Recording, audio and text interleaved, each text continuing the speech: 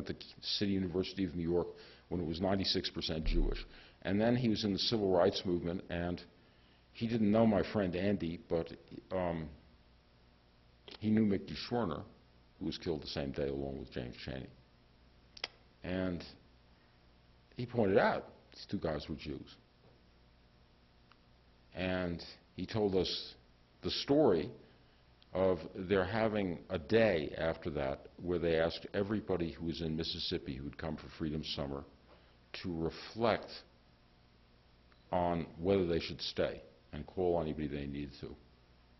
And they all sang spirituals, which, by the way, we did. We were on a bus, and Dorothy Cotton is the greatest singer, and so is Vincent, and so we sang a whole bunch of spirituals, This Little Light of Mine, and a whole bunch of others.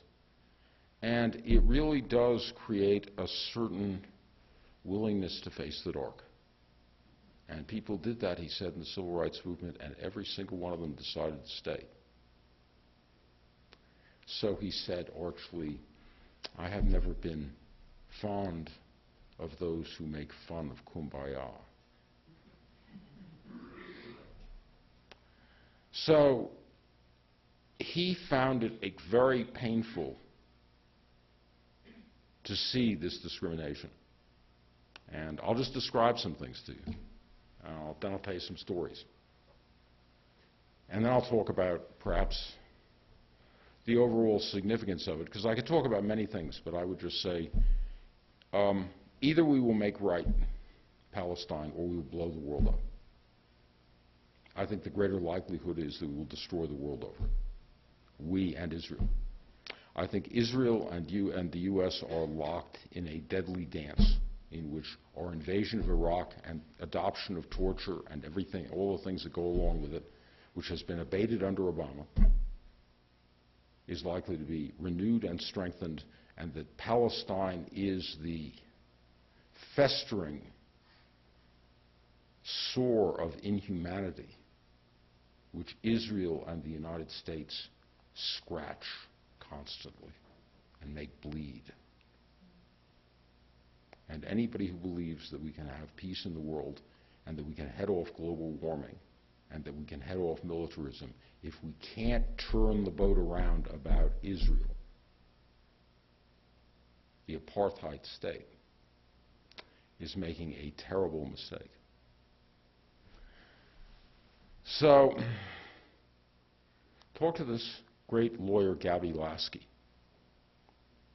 She defends Israelis in Anarchists Against the Wall who go demonstrate in the occupied territories at the risk of their lives with Palestinians. They are so frightened in a certain way. They're very brave. The guy who leads it, Kobe Schnitz, said to us, we don't try to get that many people. People who really want to can join us. The reason we don't is 22 Palestinians been killed.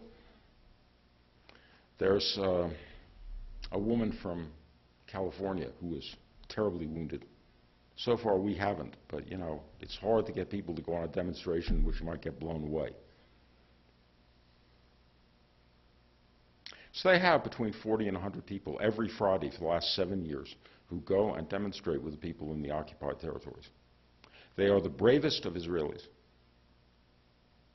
because most Israelis who are sympathetic to the Palestinian cause will not go demonstrate with them. And Palestinians have had an issue with the Israeli left likes to tell Palestinians what they can say, sort of like Lyndon Johnson and Martin Luther King.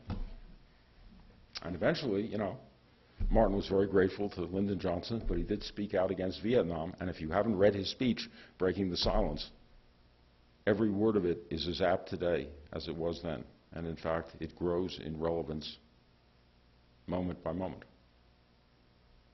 And if they steal the election for Romney, if Colorado swings Romney, etc., I'm afraid it's going to become even more relevant.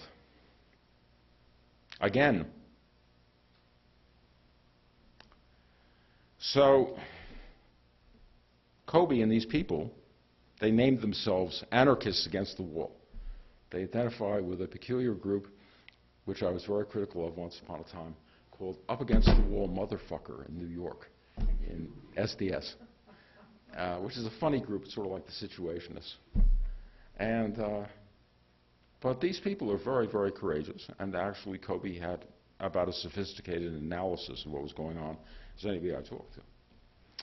But he says they're all not in jail because Gabby Lasky fights the cases, and there's some other people, and they owe her about 200 grand, and she keeps on doing it because she's a pretty heroic person.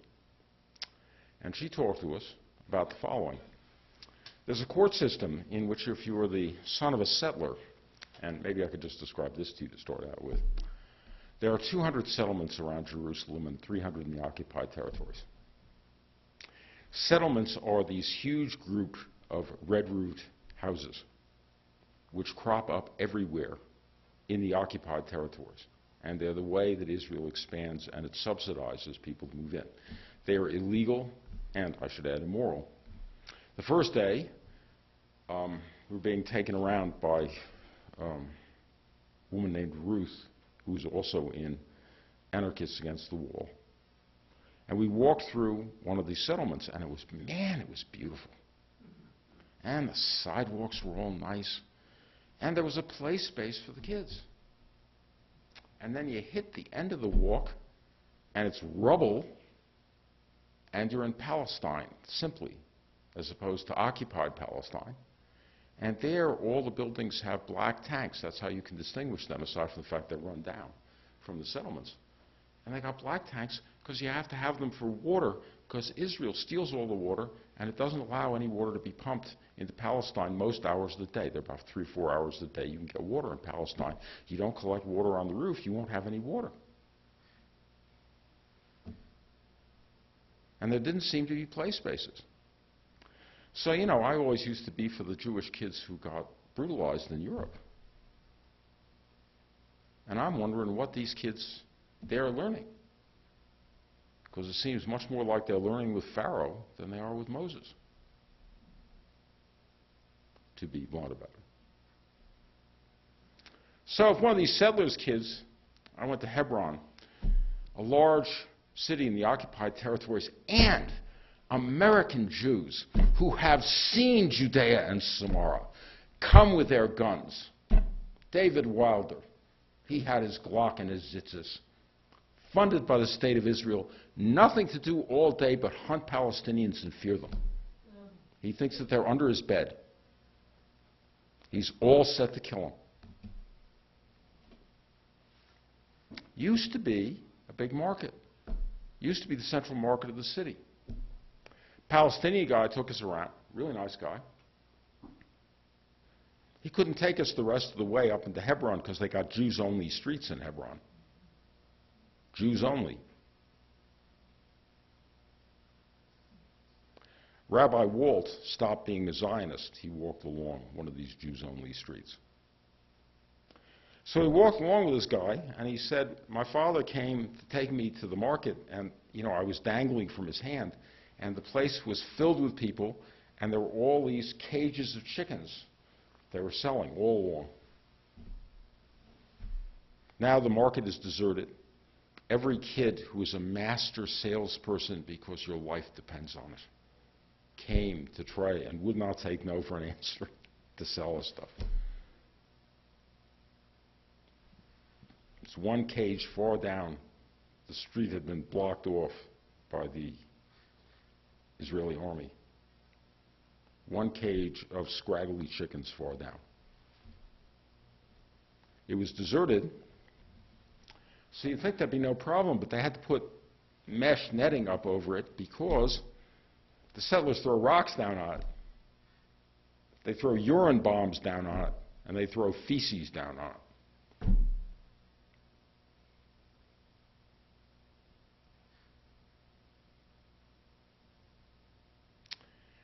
Everybody else wants to praise Israel. I'm going to be a majority of one, I'll tell you. So, what about these Palestinian kids? Well, I spent overnights in Beilin, and in Budris, and in Nabi Salah, and in Beit Zahur. And the first three are places where there have been nonviolent demonstrations against the wall. Because what the wall does, Yeah, I'll just tell you a little bit about the wall and then I'll get back to this. The first day we went down the Jericho Road, the oldest road in civilization. Maybe remembers. They're probably older ones, but 4,000 years or so old. And it no longer goes to Jericho because the wall runs through it. Israel built a wall through it. And there are signs about this that people have put up, including one about defending human rights and opposing white privilege.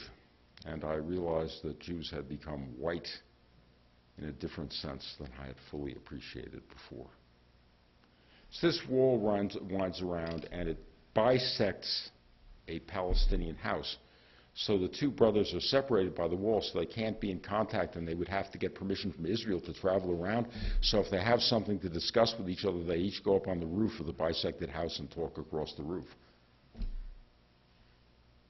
Really thrilling. The wall does not, the Palestinian organizations gave up suicide bombing in 2003 or 2004. As somebody put it, where there's a wall, there's a hole. Lots of people can get through the wall. But Israel has lots of checkpoints, and they have lots of kids with guns guarding the wall. So in Nabi Saleh and Boudris, the wall cut the olive groves, separated out 300 olive trees, and the Palestinians, most of the people of the Mediterranean worship olive trees. The Palestinians worship olive trees. There's one in Nabi Saleh named Hadra, and there's an old woman named Hadra, but if you ask for Hadra, they tell you the olive tree is there. The olive trees were there when Jesus was there. The olive trees, there's one that's supposed to be 5,000 years old. They're fabulous things. The Mediterranean lives off olive oil. I personally, my family lives off olive oil. We're all allergic to butter. So, I appreciate olive trees, is all I will say. The settlers burn them for fun. The settlers launch attacks in which they destroy the olive trees. And people ask, why do you burn the olive trees, which are sacred, which are praying? And I listened to that of the village talk about that, and I could see his point. And if I weren't nonviolent, I might get violent. I mean, I just have to say that I think that a lot of this stuff, I think the Palestinians have shown a more enormous restraint in dealing with Israel. I think that rebellion when you are occupied by an aggressor is just. Therefore, I think the American Revolution was just against England, and I extend the case. So I will just say that there are horrific things that have been done by Palestinians in terms of suicide bombing, because suicide bombing doesn't get oppressors. It blows yourself up, and it blows up kids and other innocents on the bus. So it actually helps the oppressors. It makes them more powerful. Violence generally may, but that certainly does.